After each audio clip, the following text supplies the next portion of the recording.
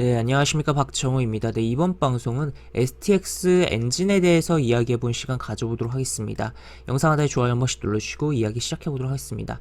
네, STX 엔진에 대해서 이야기를 할 텐데 그 전에 오늘 간단하게 시장에 대해서 좀 체크를 해보도록 하겠습니다.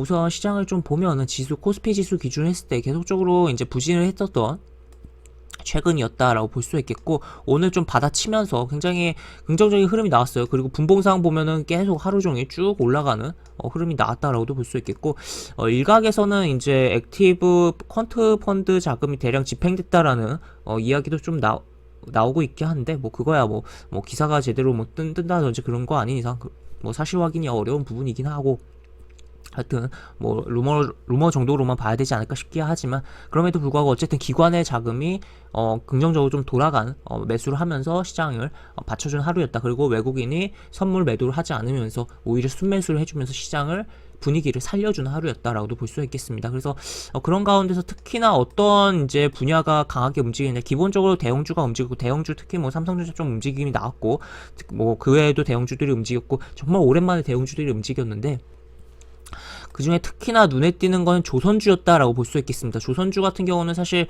며칠 전에 이런 기사도 있고, 사실 뭐 좀 그렇긴 했어요. 그렇지만 어쨌든 수주가 1분기에 목표의 41%는, 아직 이제 1분기면은 이제 1월부터 3월인 거잖아요. 근데 아직 1년에 4분의 1밖에 안 지났는데 41%, 상당히 많이 채워놨다. 목표에 상당히 많이 채워놨고, 추가적으로 진행되면 연말 때 대선은 목표 이상을 추가 달성할 가능성도 분명히 있다라고도 볼 수가 있겠죠. 그러면서 이제 조선주가 강한 흐름이 나왔다라고도 볼 수 있겠고, 워낙 이제 조선주 같은 경우는 지금 에너지 쪽으로 해서 이 LNG 선에 대한 부분의 수요가 유럽 쪽에서 증가하고 있는 부분이기 때문에, 그러한 부분, 또 최근에 이제 삼성중공업 같은 경우는 이제 해상원전에 대한 이야기로가 좀 나오기도 했죠. 그러면서 그런 원전 관련된 주로서도 좀 부각이 된 측면이 있는데, 하여튼 어쨌든 그러면서 대형 조선주들이 움직였고, 조선 기자재 관련된 종목들도 움직였던 하루였다라고도 볼 수 있겠습니다. 그런 가운데서 이제 STX 엔진을 좀 볼 텐데,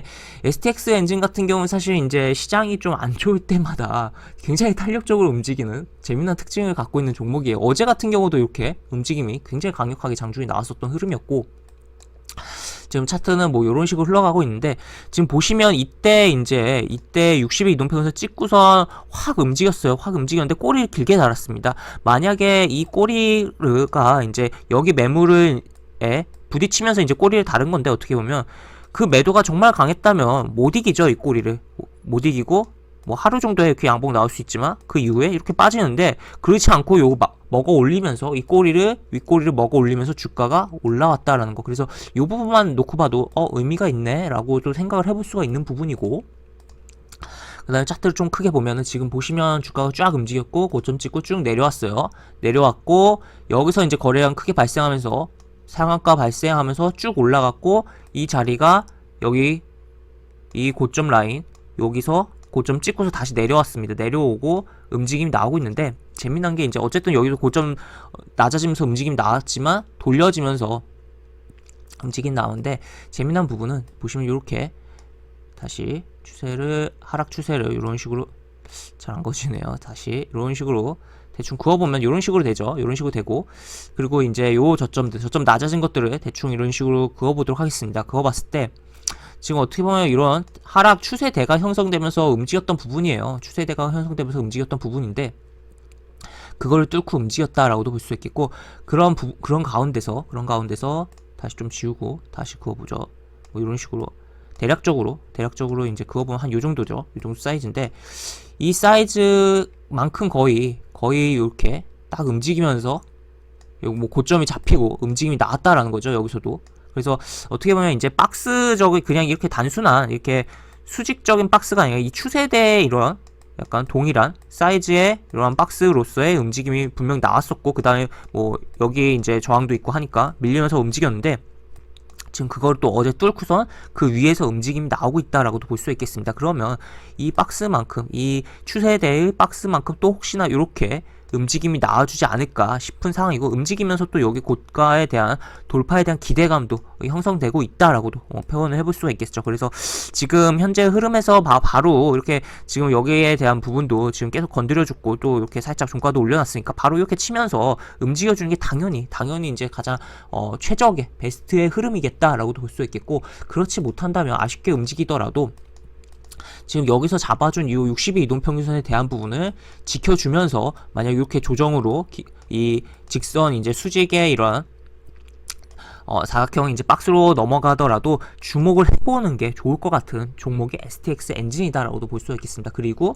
지금 오늘 같은 경우야 또 조선주 관련으로서도 움직이는 측면도 있다라는 것도 체크를 해봐야겠죠. 그리고 어제는 이제 조선주들이 그렇게 뭐 어제도 조금이야 뭐 어제 뭐 종목 볼까요? 몇 개?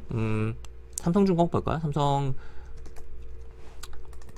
삼성중공업 같은 경우 보시면 어제 움직임이 있었지만 뭐 강하게 움직이지 않았죠. 오늘에 비하면 정말 뭐 약했죠. 그래도 뭐 움직임이 있기야 했습니다. 있기야 했었고, 현대중공업도 움직임이 있었지만 오늘에 비하면 약했다라는 거. 그리고 또 이제 현대미포조선도 이런 식으로. 그래서 어제도 사실 조금은 움직였지만 그렇게 강하게 움직이지 않았는데, 그리고 시장이 안 좋은 가운데서 좀 탄력적으로 움직이는데 STX 그룹주 거거든요. 물론 STX 그룹이 해체가 되긴 했지만, 그래서 그런 측면에서 뭐 움직였나 싶었는데 조선주의 영향도 어느 정도 있었고, 어떻게 보면 얘가 좀 선두로 움직였다라고도 해석을 해볼 수도 있겠고, 그런 가운데 오늘도 이제 조선주들 뭐 대형주 위주로서 움직이는 가운데서 얘는 소형주로서 이렇게 좀 움직였고, 그리고 추가적으로 흐름 봤을 때 뭔가 굉장히 수상한 흐름들이 나오고 있다. 그리고 여기 120일 이동평균선 저항받았지만 뚫고선 위로 올라치고 60일 이동평균선 지지, 그리고 아까 이야기드린 그런 추세에 대한 부분까지도 생각을 해봐야 되는 상황이다라고도 볼 수 있겠고, 차트를 좀 더 크게 보도록 하겠습니다. 차트를 크게 보면 일봉 차트에선 이런 흐름으로서 이제 뭔가 이상하고 수상한데, 항상 큰 흐름을 중요하게 봐야겠죠. 항상 이제 주식 차트를 볼 때 일봉 차트만 이렇게, 특히나 이렇게 찔끔 이런 식으로 보면은 물론 여기서 이렇게 해서 매매해서 수익을 낼 수도 있지만, 크게 봐야지만 이제 크게 보고 뭐 역사적 흐름까지도 보면 더욱 좋고 그런 부분인데, 월봉 차트로 해서 흐름을 전체 보면은 그동안 이제 뭐 과거에 감자한 시절도 있었고 왔다 갔다 하는 흐름인데, 지금 이제 위에 이제 120월 이동평균선, 그러니까 이제 10년에 대한 값이죠. 10년 이동평균선에 대한 부분이 위에 있는 상황이긴 하지만, 여기 보시면 주요 다른 이동평균선 다 몰려있고, 한번 올라갔다가 다시 올라갔다가 이렇게 내려왔다가 다시 이렇게 움직이고 있어요.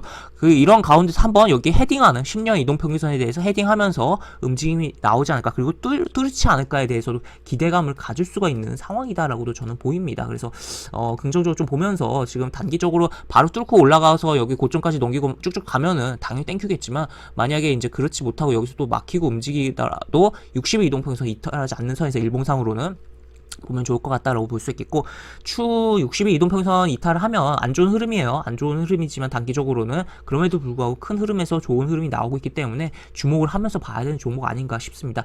지금 보시면 이제 과거 다른 종목을 좀 보면은 HMM 정말 대시세가 나온 종목, 물론 얘 같은 경우는 여기서 이제 헤딩하고 이러고 있어요. 이러고 있지만 여기서 이렇게 잡아주다가 이제 60일 이동평균선 이렇게 내려오는 가운데서 뚫고서 쫙 올라가는 흐름이 시세가 나왔었다라고도 볼 수 있겠고, JYP 엔터 같은 경우도 보시면 지금은 굉장히 주가가 이렇게 올라와 있는데, 쭉 여기를 보면은 이런 흐름이었어요. 지금 바닥에 달라붙어서 이렇게 움직이다가 뚫고선 여기 120일 이동평균선 한번 터치하고, 터치하기 전에는 이런 식으로 짜잘짜잘 움직였지만 터치하고 그 다음에 뚫고서 더 큰 시세가 나오기도 했다라는 것도 체크를 해볼 수 있겠고,